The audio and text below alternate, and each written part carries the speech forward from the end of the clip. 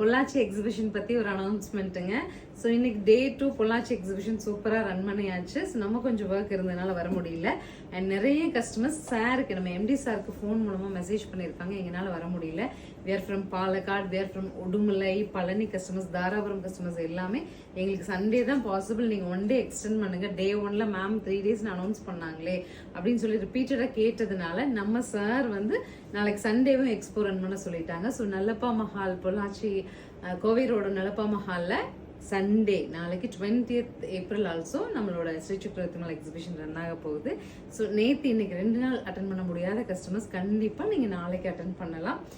So நாளைக்கு தேவையான refilling collections இப்போ நம்ம டீம் எடுத்துட்டு இருக்காங்க, நைட் எடுத்துட்டு வந்து ரீஃபில் பண்ணிடுவாங்க.